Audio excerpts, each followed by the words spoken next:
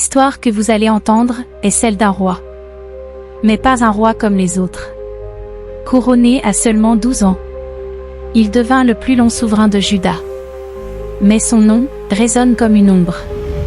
Idolâtrie, cruauté, meurtre.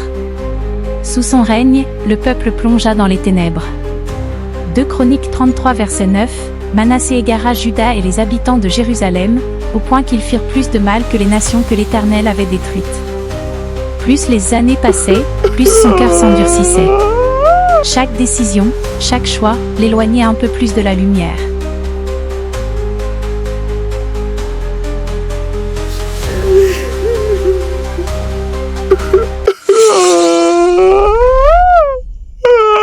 Dieu l'avertit, encore et encore. Les prophètes parlaient. Ils criaient la vérité. Mais Manassé ferma son cœur. Il refusa d'écouter.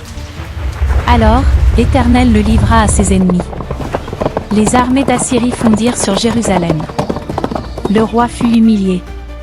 Saisi avec des crochets, enchaîné comme un esclave, traîné loin de son peuple. 2 Chroniques 33 verset 11. Les chefs de l'armée du roi d'Assyrie saisirent Manassé avec des crochets, le lièrent avec des chaînes d'airain et l'emmenèrent à Babylone. Celui qui régnait dans la gloire se retrouva seul, brisé. Un roi sans royaume. Un homme vidé de tout. Chaque jour enchaîné à Babylone semblait une éternité. Chaque bruit de ses chaînes lui rappelait ses fautes. Chaque nuit était hantée par les visages de ceux qui l'avaient blessé. Le roi orgueilleux n'était plus qu'un homme brisé. Privé de pouvoir. Privé de liberté. Privé d'espérance. Et là, dans sa détresse, quelque chose changea en lui. Il se rappela de celui qu'il avait rejeté. Alors, pour la première fois depuis longtemps, il leva les yeux vers le ciel. 2 Chroniques 33 verset 12, dans son angoisse, il implora l'Éternel son Dieu, et s'humilia profondément devant le Dieu de ses pères. Ce n'était pas une prière de façade. Ce n'était pas des mots vides. C'était un cri du cœur. Un cri, au milieu des larmes et de la honte. Et Dieu l'écouta. Contre toute attente, Dieu ne l'abandonna pas. Sa prière toucha le ciel. 2 Chroniques 33 verset 13, l'Éternel se laissa fléchir. Il exauça sa supplication et le ramena à Jérusalem dans son royaume. Alors Manassé reconnut que l'Éternel est Dieu. Celui qui était captif fut rétabli sur son trône. Mais Manassé n'était plus le même homme. De roi rebelle, il devint roi restauré. De destructeur, il devint rebâtisseur. Des ténèbres, il passa à la lumière. Il détruisit les idoles qu'il avait érigées.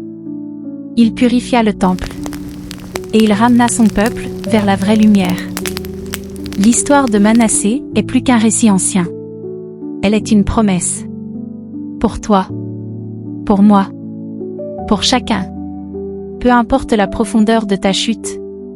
Il existe toujours un chemin de retour. Ésaïe 55 verset 7, que le méchant abandonne sa voie, qu'il retourne à l'Éternel, qui aura compassion de lui. Même si ton passé est lourd, Dieu offre encore la grâce, le pardon et une nouvelle vie.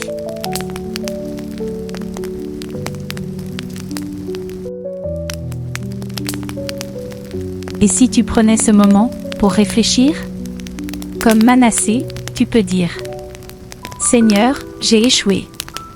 Mais je reviens à toi. 1 Jean 1 verset 9, si nous confessons nos péchés, il est fidèle et juste pour nous les pardonner.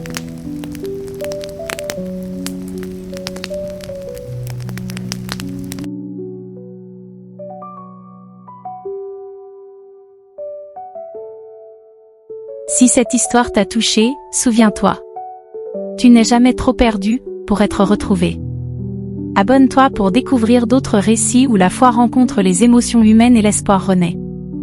Et partage cette vidéo à quelqu'un qui a besoin de savoir que même dans l'ombre, il existe toujours une lumière.